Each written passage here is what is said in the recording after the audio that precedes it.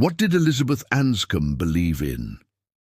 In a world where morality is often flexible, one woman stood firm.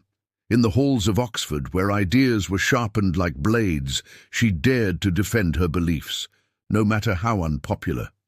Her name was Elizabeth Anscombe, a brilliant philosopher, a fearless moralist, a devout Catholic. But what exactly did she believe in, and why did her views ignite so much controversy? Welcome to Chronicles of Legends, where we dive deep into the ideas of history's boldest minds. Today, we explore the life and convictions of Elizabeth Anscombe, the woman who challenged modern ethics and stood her ground in the storm. Elizabeth Anscombe wasn't just a thinker. She was a fighter for what she believed was right. Born in 1919, she converted to Catholicism as a teenager and never looked back. Her faith wasn't a private matter. It shaped her entire philosophy, especially on questions of life, death, sex, and conscience. Anscombe studied under Ludwig Wittgenstein and became one of his greatest interpreters. But she didn't merely translate his thoughts. She built her own. In a time when ethics was drifting toward relativism, she boldly argued that some things are always wrong. Not because society says so, not because of consequences, but because of what they are. Anscombe's views were grounded in what's known as virtue ethics and natural law. Here are some of her most controversial and deeply held positions. Abortion. She believed abortion wasn't simply murder, but either murder or something very nearly as bad. To her, it violated the moral order and the dignity of human life. Contraception. She argued that separating sex from its procreative potential was a moral error.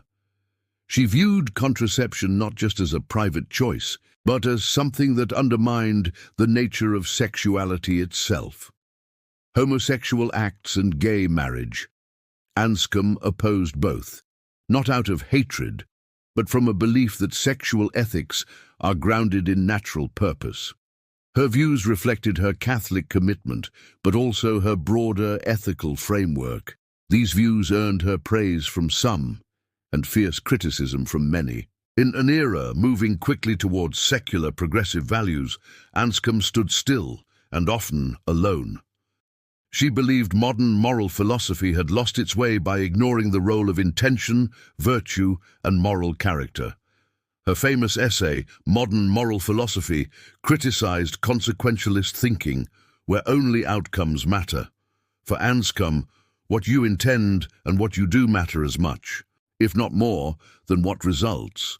She rejected the idea that you could justify a wrong act just because it led to a good end. To her, some things were intrinsically wrong, no matter the context. Today, Elizabeth Anscombe is remembered as one of the most important analytic philosophers of the 20th century, a major contributor to the revival of virtue ethics, a fierce defender of moral integrity in a time of shifting values. While her positions may challenge modern sensibilities, her courage, consistency, and intellectual rigor remain widely respected, even by those who disagree with her conclusions. Elizabeth Anscombe didn't ask to be liked. She asked us to think. Whether you agree or disagree with her, one thing is certain: she never compromised. She believed that truth exists, that some acts are always wrong, and that reason and faith can work hand in hand to defend the dignity of the human person. In a world of moral grey zones, Anscombe drew bold lines. Thanks for watching Chronicles of Legends. Don't forget to like, share, and subscribe for more deep dives into the minds that shaped our world. Until next time, stay curious and stay courageous.